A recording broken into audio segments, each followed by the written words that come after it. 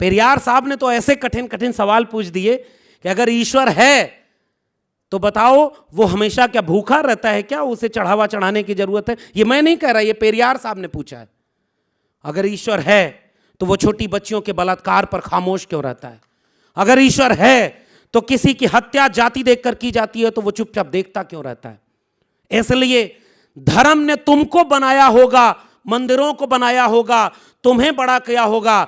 इस मुल्क के 90% कमेरा लोगों को इंसान का हक दिलाने वाला भारत का संविधान था, इसलिए हम उस नायक को याद कर रहे हैं। हमारे लिए संविधान न होता तो हम यहां नहीं होते, और इसलिए पेरियार को याद कर रहा हूं। और दक्षिण भारत में उनका एक सिपाही आज मुख्यमंत्री है, स्टालिन साहब। अभी मंडल साहब बैठे हुए हैं, पिछले दिनों उन्होंने all India federation for social justice करके एक सम्मेलन किया, और पेरियार साहब ने एक बड़ा शानदार काम किया है। बाबा साहब की किताब अगर आप पढ़ें, एनिहिलेशन ऑफ कास्ट, तो उसके आखिरी चैप्टर में बाबा साहब कुछ बातें कहते हैं कि जाति खत्म कैसे होगी, अंतरजाति विवाह करना होगा।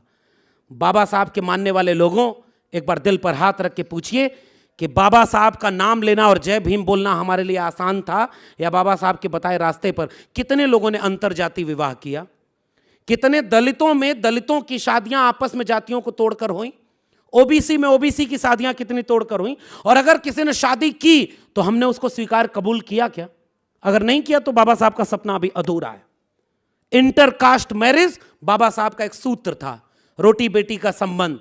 और उसके बाद कई चीजों में बाबा साहब एक बात कहते हैं, एनिहिलेशन ऑफ कास्ट के साथ पुजारी का इम्तिहान होना चाहिए।